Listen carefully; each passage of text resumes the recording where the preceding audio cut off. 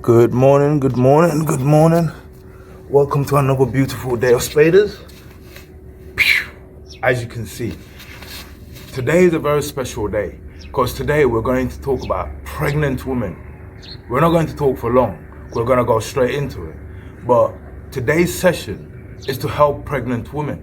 I saw a pregnant woman yesterday and it just made it vital because that's what we're meant to do in life. We're meant to respond to emergencies, and we're meant to find solutions for emergencies.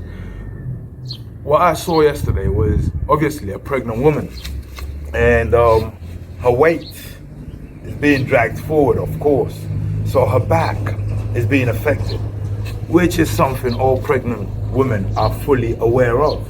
Now, what is the problem? We stand like this.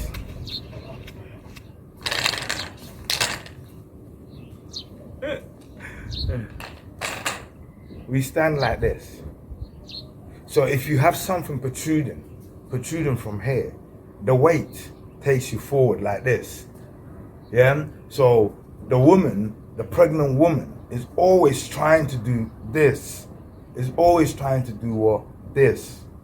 To hold herself up, hurting the back. Because the back muscles are not being trained. So, Hoover. Strengthen the back muscle, strengthen the leg muscles. These are all places where pregnant women have, experienced a lot of problems with. That's for the hoofing. 2, the tension for the upper body. The tension for the upper body and for everything here. 3, the most important, breathing. And 4, have fun. I'm not going to go too much into detail because we're going to do something that will explain what I'm doing today. So let's go straight into it. Yeah? Let's go straight into it. You're going to understand what I'm talking about in a minute. Yeah. This password problem, yeah, I'm telling you, yeah. If you know someone that's really heavily guarding their phone with passwords, be careful. It's annoying. All right, let's go. Listen carefully and just follow what I do. We're going to use that machine as well. Don't worry. You'll see. It's a crested moon. Okay. It's a crested moon. Hold on. Let's discover.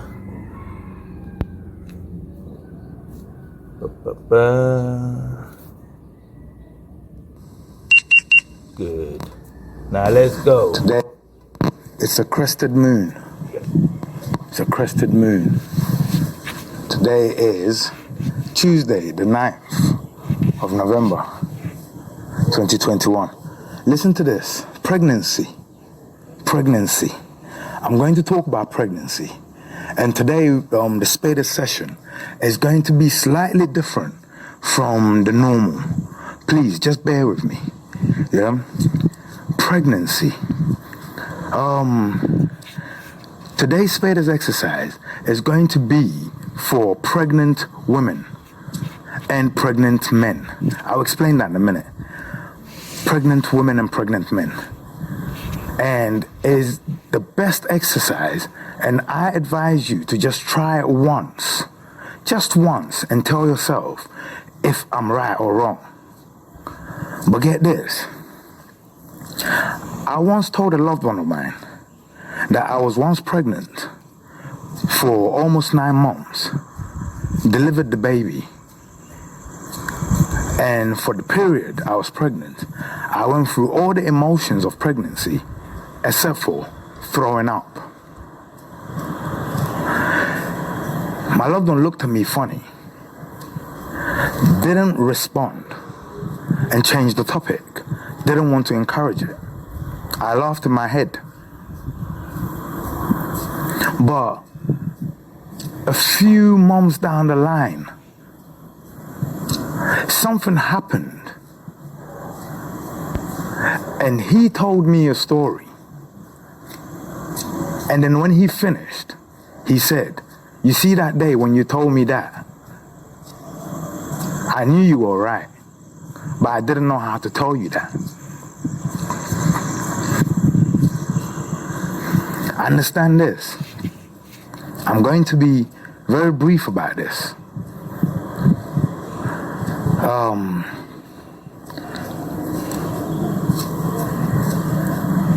We actually planned, to have a kid.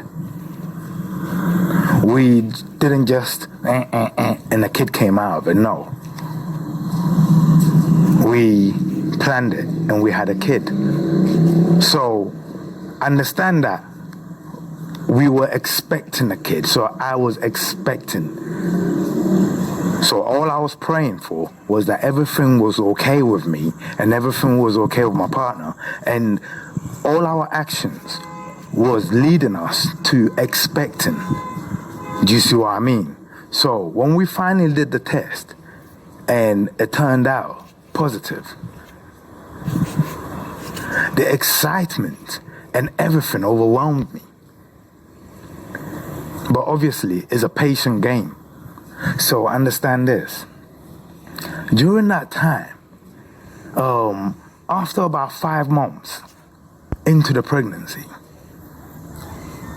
I started feeling some things, like physical feelings. At first, I didn't understand, and at first, I didn't know what it was. But, for example, I could be stood there, and I'd get a kick in my stomach. It would be a sharp pinch. But at the same time, it won't hurt. It will just feel, if you understand what I mean. It will feel. And I didn't understand. But then one day, I'm sat there with my partner, and I'd done this many times, but I'd never done it like this and got this reaction. I put my head on her belly, and I got a kick. But it was to the side of my ear, and I guess it felt a bit more sensitive, this kick, than normal. It felt so much more sensitive that at the same time, I felt the same kick that I normally feel away from there. And when I felt the kick to my ear, my partner said, "Did you see that? Did you see that? That's all he does." And we laughed. But from that day, I knew I was pregnant. And realizing I was pregnant, the emotions that I had been blocking out, thinking, what's going on, all became real. I found myself tired, disheveled, lazy. I found that not laziness as such, but tiredness was taking over me. But at this time, I also had so much pending situations, pending problems, pending thoughts, pending emotions, pending this, pending that. I had so much private problems separate from my pregnancy, but at the same time affecting my pregnancy. Trust me, I was trying to enjoy my pregnancy and the feeling my pregnancy gave me and the expectations my pregnancy gave me. But I couldn't. I had pressing matters that affected immediately my pregnancy at the same time. So I was two-minded, double-minded. I couldn't enjoy my pregnancy. In fact, my pregnancy was threatened. Yes, was threatened at this time that it may not make it. Because there was so much pressure and stress that I was now a pregnant man, depressed, stressed, frustrated, weakened by pregnancy, confused, tired, but still trying to make ends meet at the same time. Because even as a pregnant man, you can't lapse for a minute. So I had the pregnancy, I had making ends meet, and then I had oppressive issues. These are all separate.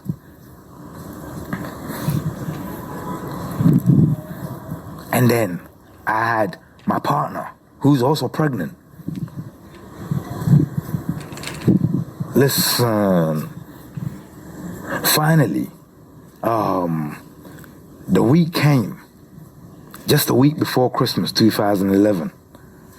And we thought, you know what, expectation, January 13th, Friday the 13th of January, 2012. So let's quickly go to London, visit everyone, and come back, innit? Listen carefully to this. Remember, I'm going to show you how to exercise a pregnant woman, but I'm trying to give you some kind of experience credentials to make you understand that I've been you in it. And even if you don't believe me, listen to me speak and listen to how I describe the time I was you, and then combine that with what I will show you, and then try it one session and see if I'm wrong. So get this. Yeah, we went to London to visit the family, but then get this. During the drive, my partner's all throwing up in her pregnancy, weak. Yeah, she's all weak, all throwing up and ting. Man, I'm trying to drive with my pregnancy. You understand what I'm saying? And we're going to London. We get to London. Her pregnancy starts scratching. Mine has stopped, but hers is scratching. So by the 22nd, we decide, you know what, on the 23rd, if things ain't good, we're gone. Or we're going back because we got labor plans, everything set up. 23rd, things weren't good, we left. Got home now, yeah? Went straight to the hospital. Kid stopped.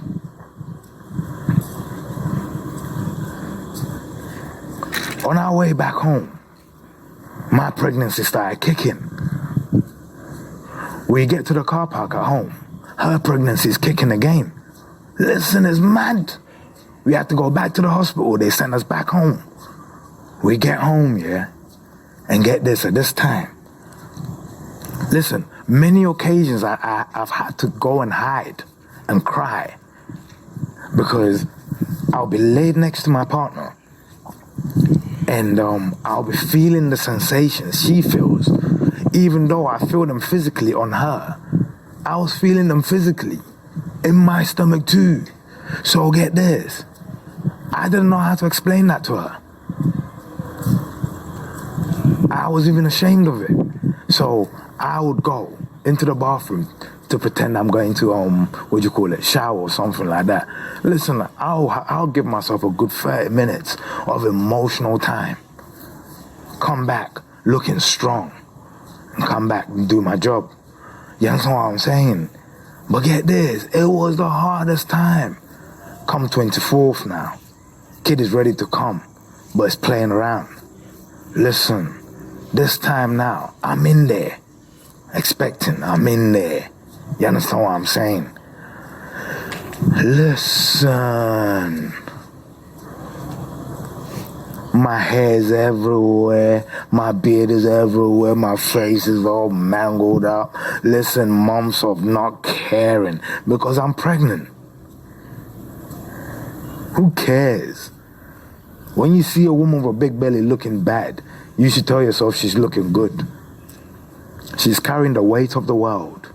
Understand that. She's carrying the weight of the world. I know. She's carrying life itself. She brewed it. People get awards for brewing beer. Think about it. They take this enzyme, this chemical, this water, this, that. They put it together, they swirl it, and then they create a beer, and they get awards for it. The woman, she took earth, water, air, and sun, combined it to a molecular level at 20% earth, 80% water. Air was absolute, and then she added the sun, and she created the weight of everything.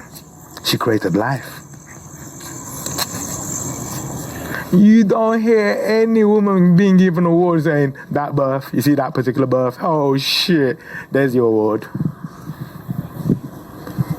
Even when that birth, 20 years later, does greatness, we should go back and say, okay, you see 20 years ago, yeah, here's your present, because you've proven it. You actually brought something into this world. You see what I mean? Because I know the weight of pregnancy. The weight of pregnancy is the weight of life itself. You understand what I'm saying? You breathe for 2. You eat for 2. You drink for 2. You sun for 2. You live for 2. But get this. You make a sacrifice with yourself to bring another into life. But the sacrifice you make a sacrifice of total, absolute dedication of self. People will go and steal a kid and use a kid, an unwilling kid, to make a sacrifice. No. You sacrifice you. And the result of your sacrifice is always to bring life, not to end it. On this expectant day, listen, all the kinsmen and all the king's horses, I'm cutting the story short, but all the kinsmen and all the king's horses didn't know what to do. They knew the kid should come, but the kid wasn't coming. So there's my partner in pain, there's me getting all kicks and getting worried, and there's me thinking, what the fuck, I'm going there, get this boy out. There's me confused, pregnant and confused, in labor and confused, didn't know what to do. Eventually, the kinsmen and the king's horses happened to have one Indian woman in there. She came in and she just went, have you emptied the bladder? Everyone looked at each other, so she stuck a finger in there. Yeah, the bladder was full. The bladder was full, and my man's head was pushing against it. He ain't going nowhere. There's a blockade. She quickly got what she had to get out, got out, stuck it in there, bang, bang, bang. Next thing, buckets are filling up. Listen, my whole body is seized because mine was a pregnancy of feeling, a pregnancy of connection, a pregnancy of attachment. Hers was a pregnancy of full, total, absolute, dedicated sacrifice. Listen, it got so bad. We had to make a life and death decision. That's how bad it got. The both of us pregnant, we decided, yes, we didn't want this, but a epidural. In this case, in this instant, just this time. Because it's too much for the both of them and me. We went ahead with it. Even that procedure, the procedure to get the needle in. That's why I told you, I went through the feeling of pregnancy, but I'm telling you, I have been pregnant and I have delivered. There is a term for people who feel pregnant and believe they're pregnant. They normally attach it to women. But I'm telling you,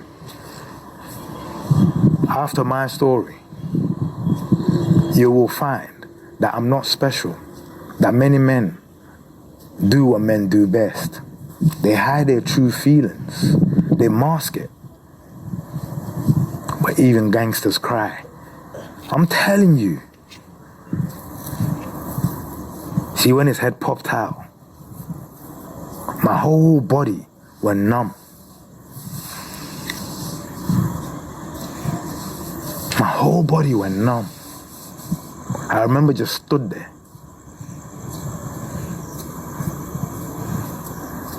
Just looking at how woman is so selfless. Even a wicked woman is selfless as long as she gives birth. Because the act of giving birth, wow. When a woman is in labor, I think men should be surrounding the house, worshiping. When a woman is in labor, men should be surrounding the house, worshiping. Because think, renewed life is about to pop. There must be blessings around to be had. There must be blessings around to be had. And if we treated each pregnancy like so, what do you think will happen to every child that comes already feeling special, welcomed?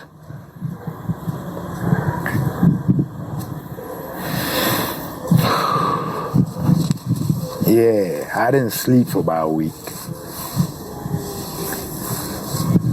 I'm telling you, I didn't sleep straight. And if you don't believe me, you can ask anyone that knows me.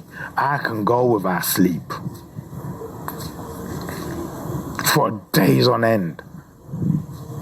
And the worst thing about me, you can come and find me sat in my sofa looking at you, and you will talk to me for an hour only to find out all that time I've been looking at you, I've been asleep. I can shut my mind off while my eyes are awake, and I can look at you and hear nothing. And that is a manner in which I get my rest sometimes. Because why? Man's busy. So, I believe that I can help pregnant women before, if it's planned, then the moment you make up your mind that you and your partner are going to, go for a kid, I want you to understand these things.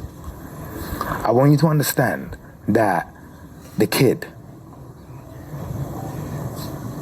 the blood in that kid is going to come from you. So if your blood is weak, that kid's blood is going to be weak. The earth of that kid is going to come from you. So when your earth is weak, that kid's earth is going to be weak. The water of you, that's going to go into that kid. So if the water of you is weak, that kid's water is going to be weak. The air, the oxygen, your oxygen intake that you take in, it has to be sufficient for you in order for the surplus to go to the kid and be sufficient for the kid. If your air intake and your air and your oxygen is weak, that in turn makes the kid's air intake and oxygen intake weak. Your son growth, photosynthesis, that kid grows inside you, but he doesn't or she doesn't grow because they grow. She grows because you grow. He grows because you grow. So the sun that you put to activate the growth syndrome, which is photosynthesis, if you get the right amount, an ample amount, it means that baby also gets an ample amount, and that becomes a balanced diet. Any child with a balanced diet stands a better chance at everything in life. Healthier, stronger, brainier, this, that. But the main point of this exercise is to teach you how to actually get your children to be naturally intelligent to absorb anything they learn, whether it's true or lies. The art of learning will be easy.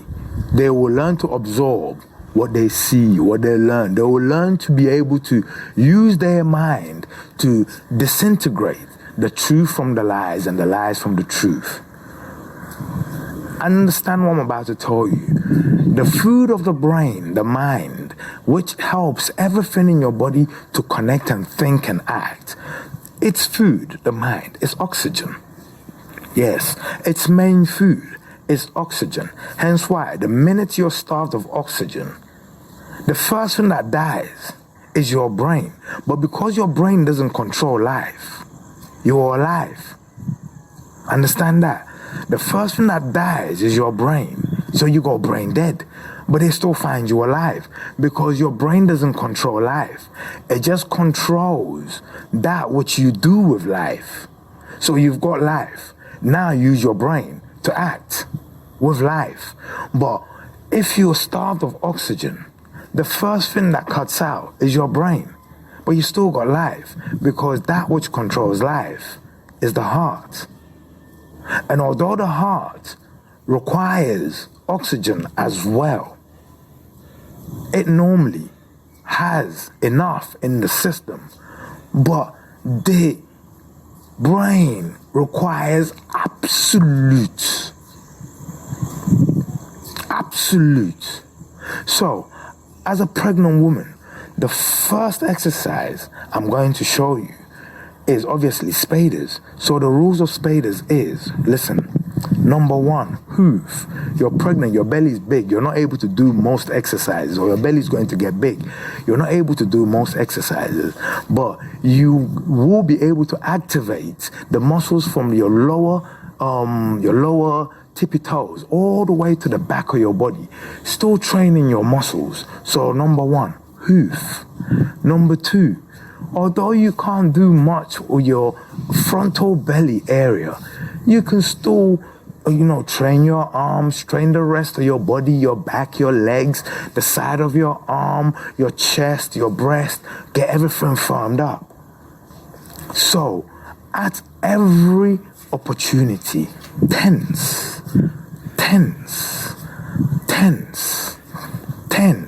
The muscles are activated. Now tense. When you tense, you're demanding energy. Your muscles, they eat when they tense. And they produce enzymes that also help you get strong. And as you're pregnant, whatever enzyme that's positive, by the way, that you're producing, your kid is also getting that.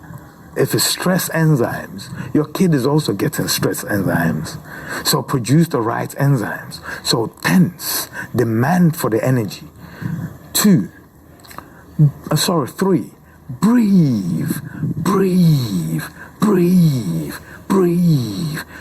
with every tension, breathe with every hoof.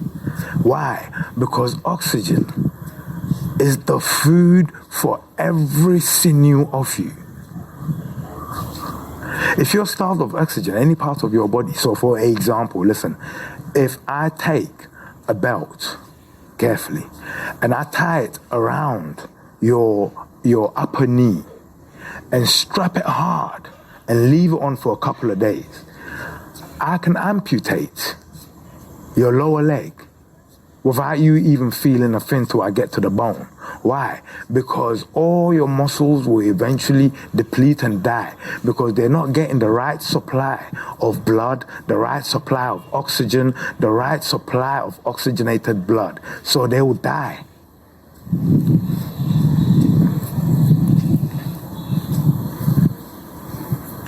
If I wanted to make someone disabled, I won't actually hurt them. I'll just grab them, tie certain places of their bodies, and then just leave them for a few weeks with those places tied. And when I undo them and let them go, they can't even walk. And believe it or not, they will have legs. You won't even think a crime has been committed against them. But because I have absolutely starved that part of the body of oxygen and kill the nerves. It will just be dangling. They won't have the capability of moving their arms. They will look like stupid idiots. Just like, you get me? And I haven't even made them bleed. I'm just saying. I'm just showing you how important oxygen is. So, breathe, breathe, breathe. And at every opportunity, when the sun is right, get photosynthesis. Go underneath it. So you're going to give your kid all 4 elements. All 4 elements. Now, if you've been listening, as you know, this is a recording. I intentionally did this because it will help me to start the training from the beginning, rather than me sat down telling you about everything I'm telling you now and then starting the training. So I'm going to start the training immediately as the recording starts. And I spoke to a friend of mine who's a tailor, and I've asked her, please, can you make me a belly? She said, what? I said, can you make me a pregnant belly? She said, you kidding me? Listen, no, I'm not. I want to do an exercise for pregnant women, but I want to illustrate. Because with a belly in front of me, then I will show them that, listen, I'm not just showing you an exercise. I'm showing you that I'm going through the difficulties you will have, and I'm showing you how I will navigate around them and how I did when I was pregnant. I want you to understand that the word exercise, it has a big meaning in a dictionary, yeah? But when it comes to exercising the body, people do not understand this, yeah? Let me tell you, every time you think of exercising, if you think of exercising your body, then stop. Because then that means your aim for exercise is wrong. And eventually, you will not find the reason to keep exercising. But if you think I'm exercising, listen, the organs, the sinews, the mind, the mentality, the spirituality, the inside, and then the outside, then I'll say you're on the right path. Because, listen, a good example is, the doctors won't tell you this, but I know they've made this association already. Think, you're going to have someone that's muscly, big, this, that, but that person has got so many issues, even suicidal tendencies, because they work their body. They don't work their mind. They don't work their spirituality. They don't work their mentality. Somebody gets big from going to the gym, and then guess what? Immediately their mentality becomes violent. But get this, you see, exercise shows you restraint. When you become a true master of exercise, you will find the true art of war is defense and offense, not attack.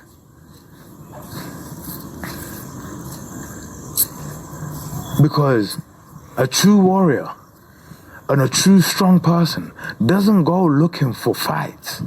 That's a bully. That's a bully.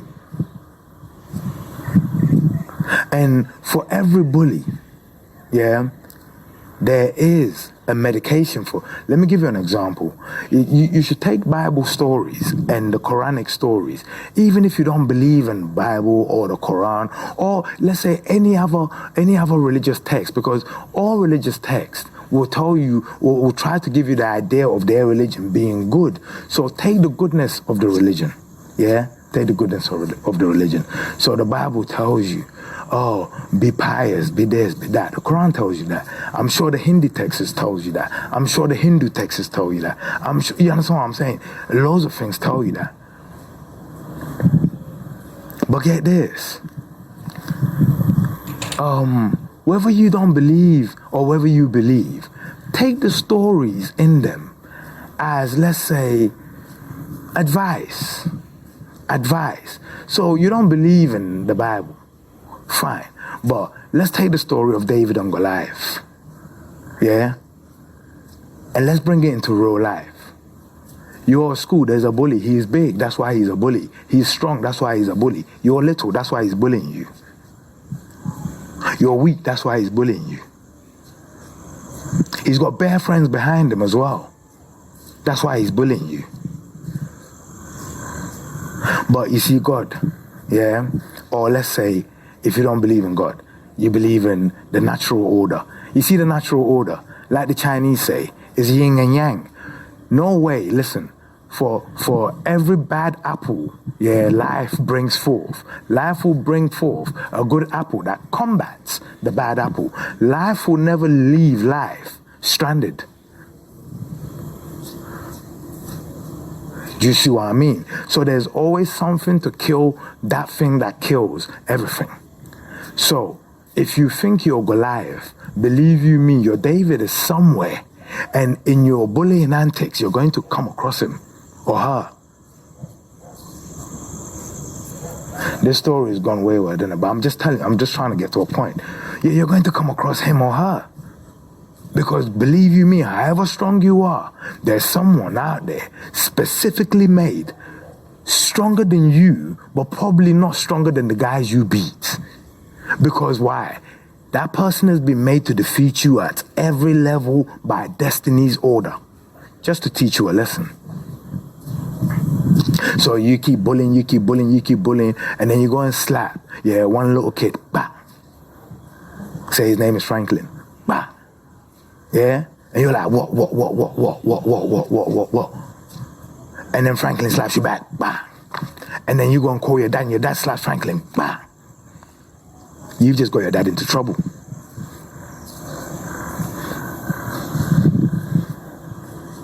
Your dad is strong. But he's only physically strong.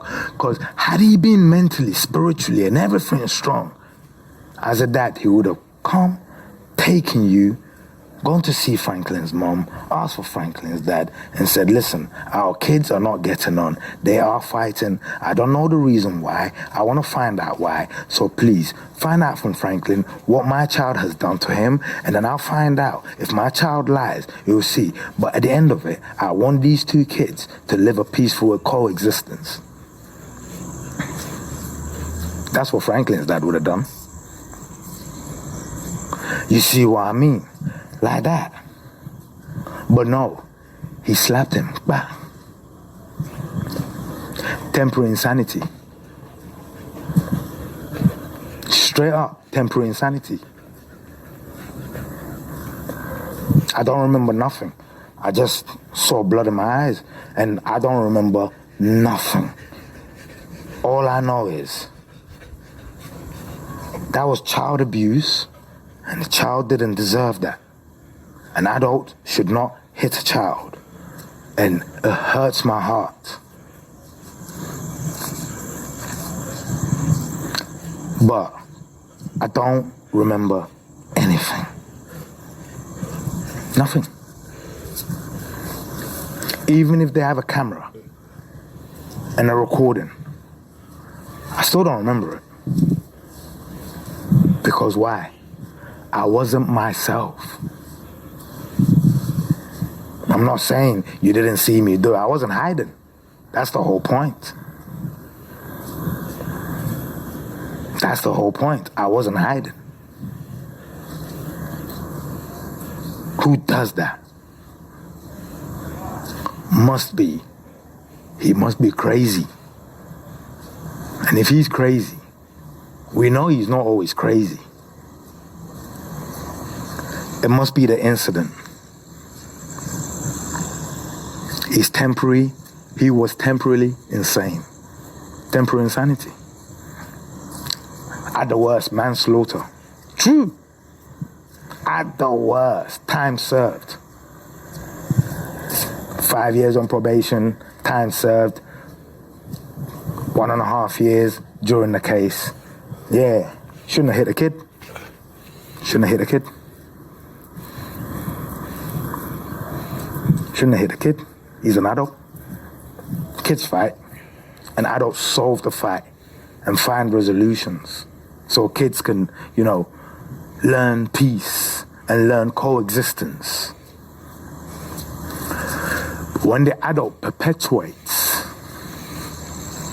that which brings war and that which brings heartache and, you know what I mean? I understand. Everyone has a David. In every field, the greatest engineer, boasting, yeah, rah, rah, rah. Next thing, a kid will come out of nowhere with something that, that's the David. That's what I'm saying. Take the Quranic stories and the Bible stories as a point of, listen, you're never the best unless you're told you're the best. But it's not just being told. Your work will show. Your work will show. So I asked my friend, build me a belly thing. She's like, mad, but get this, she doesn't understand. I don't just want to be stood in front of the thing, although tomorrow I'm going to do it for you, just stood in front of the thing showing you. But at one stage, we'll do it together. I have my belly on, we'll do it together. And you're going to see that we're not only building your child's physical strength, we're building mental strength, spiritual strength, connectivity to the 4 elements that make us. Because with Spadas, we will also tell you about the change of time.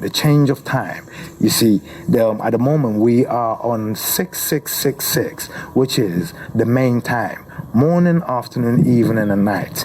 Each one is 6 hours. So it's a 6 by 4 clock. But my ancestors, they have a clock that's a 4 by 6, the reverse. So you have 4-hour slots. 4-hour slots. The names they give to each hour or to the slots, scientific. It's scientific and actually tells you the names of the day, the names of the times of the day, actually tells you what you should do at each time of the day. And I'm going to prove something to you, ladies, yeah? That's me. This is me swaying off the topic a little bit.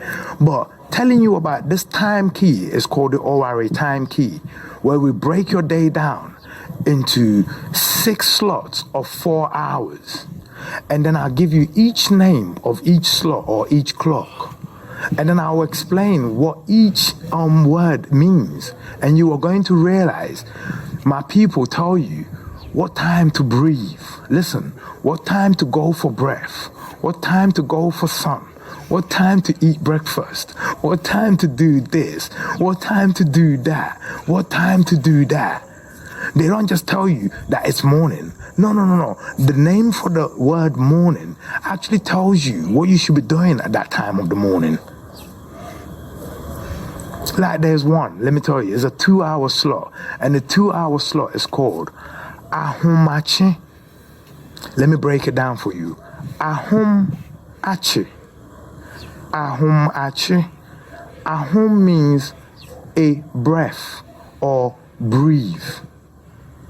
A breath or breathe. Achi means to catch or has been caught. To catch or has been caught. So to catch your breath. But it's a 2-hour slot. Ahumachi. To catch your breath. Because why? And you're going to notice that that time of the day is the cleanest, most oxygenated time of our day is between, listen, is between 4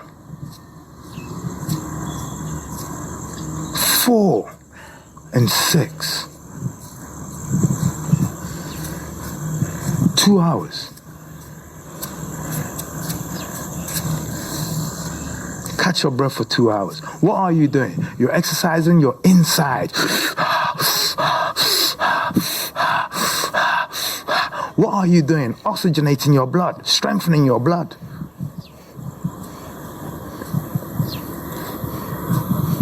We're going to teach you how, listen, understand this. My friends, some of my friends are computer engineers, and I have one particular one. He keeps saying, "Oh, I have to sync it. Oh, you have to sync it. You have to sync it." And then one day I thought, "Why do you have to sync it?" And then I realized the word to sync, is to literally immerse. Either you have to immerse that something into something, or you have to immerse yourself into something. Listen, we are born into life, but if we don't sync ourselves, in other words, synchronize ourselves with life, we won't succeed. Like the Borg. Let me tell you why. What I mean by that. You are born into life. It means you're born into earth, water, air, and sun. You're 20% earth, you're born into earth. You're 80% water, you're born into water. Air is absolute to you, you're born into air. The sun is for your growth, photosynthesis. You're born into the sun. So, since these things came together to make you, it means when you come out as an autonomous life entity, you now have to resync yourself by choice. If you want to extend yourself back to that which made you. So you have to sync yourself, synchronize yourself with that which made you, earth, water, air, and sun. But understand, the sun doesn't always come out, meaning there is a time for the sun, because it's not always out. Well, my people will direct you to that time, and you are going to realize is that Iriamre is between 8 in the morning and 12. 8 in the morning, photosynthesis sun is out, the orange sun.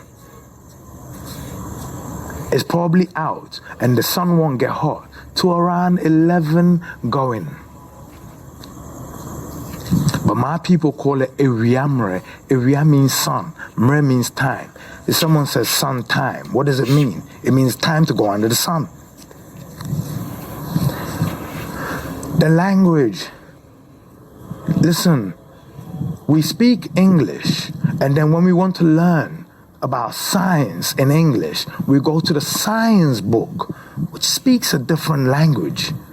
It's English, but it's the scientific English. But with a can tree, because they are linguistics, what it means is that it doesn't mean they're stupid. It actually means they're very clever. Because to become a linguistic, it means you have become so versed with your language that you are able to memorize that which you probably should write. And then not only did you memorize it, you then turned it into language. So once they did the scientific study and realized that this is the time to breathe, instead of writing a big massive documentation about it, no, they didn't. They worked it into the language and said, let's just call the time of the day where it's best to breathe by what they should do, which is breathe, catch your breath. So what is that? Chi wahume, catch your breath. And then they said, ahum ache, to catch your breath, or breath has been caught, or breath to catch. And then when they realized the time where it was best, listen, where it was best to go under the sun, they called that time Iriamre sun time. Sun time. And when they saw a time where it was best to make your mouth fresh, they called that anopa, mouth good. First thing in the morning, once you've done your breathing exercise, you have to brush your teeth before you eat breakfast, before you make your mouth good. But the whole idea of making your mouth good is brush and put something in there. The names they gave to the times of the day alone, if you follow, is a daily routine. It's a daily routine. Listen, I don't want to make this long, so we're not going to make this long. We're going to carry this on, yeah, and I'm going to teach you so much. We're going to make childbearing, yeah, an honor again. An honor again. We're going to, you know what, we're going to position the woman, the woman, right where she belongs. Yeah, right where she belongs. Yes, the creator of life. The creator of life. Yes, we have the creator of life. And then we have the creator of life. That's where I put the woman. Because I've been her. I've been her. And I realized that I couldn't make the ultimate sacrifice. I couldn't. It was too much. Too risky. The feeling.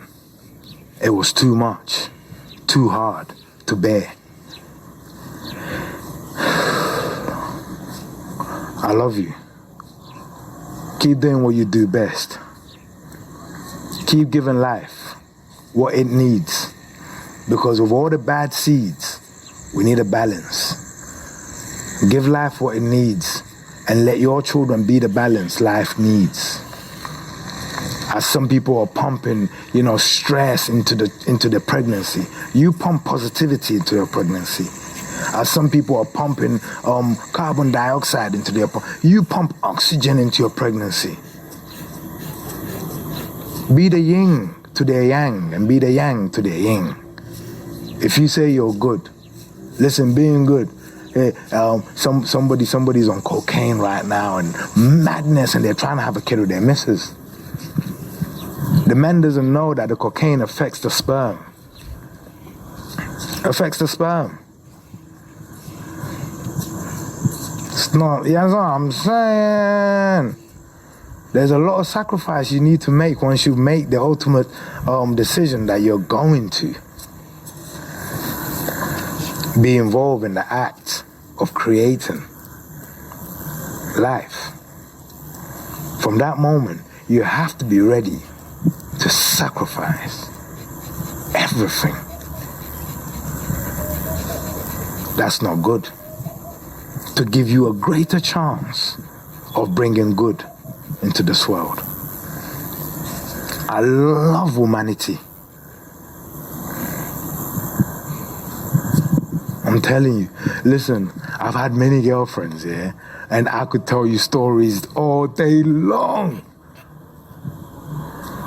Listen, I've only got one ex. One ex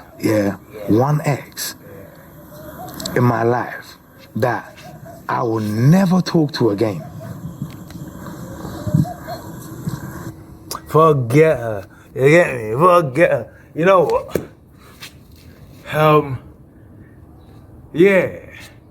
This is basically it. What you saw me do and the reasons I gave you as to why you should do what you saw me doing. You understand what I'm saying? Why? Why should you do that? Because get this, you're not just bringing a kid into the world for the sake of bringing a kid into the world. You're bringing a kid into the world because you want to extend yourself. You want to renew yourself. You want to have a second chance of getting it right. Well, if the first time was wrong, why not start the second time on a brighter note? So, your child, what most women do not recognize. That's why a woman, especially a pregnant one, should never find herself in an abusive relationship.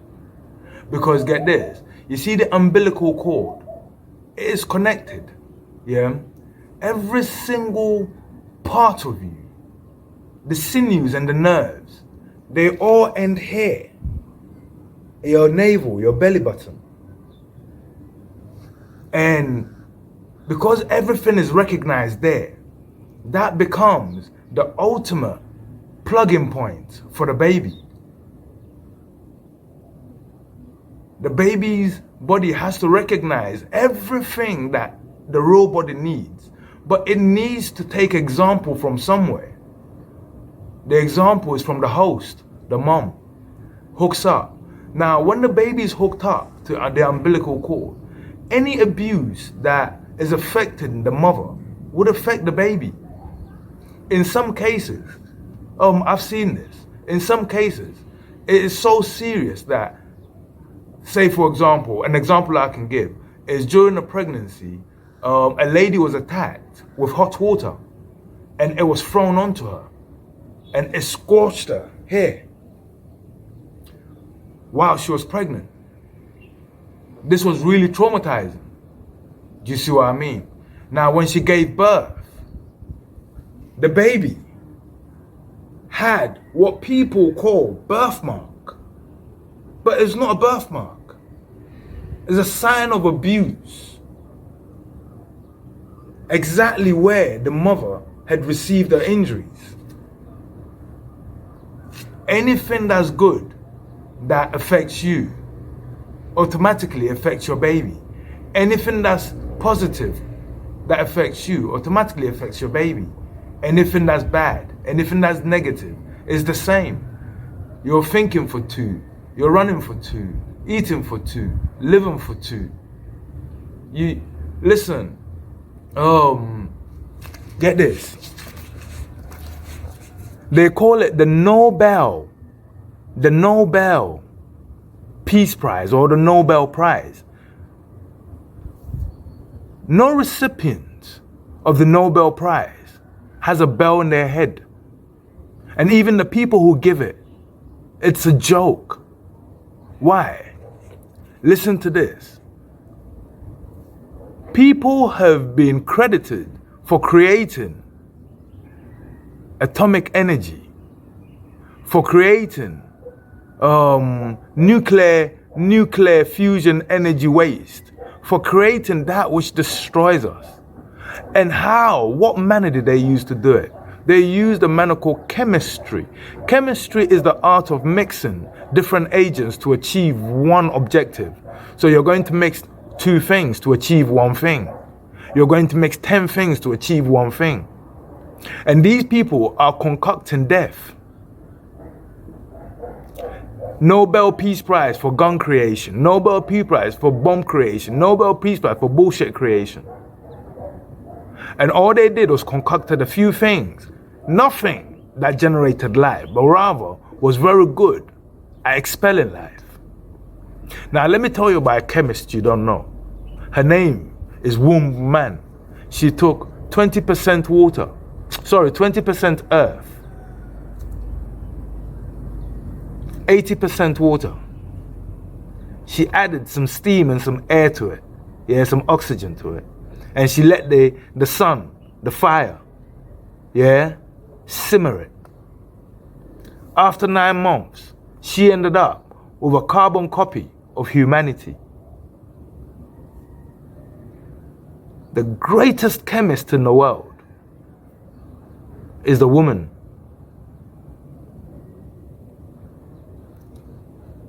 And what she does is practically magic.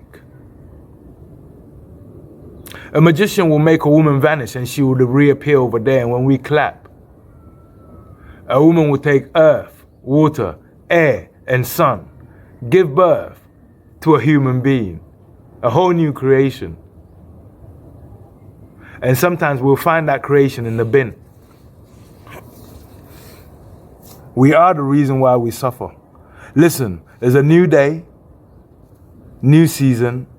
Let's see what Spadas can change. Love you. Look after your babies. Look after yourselves.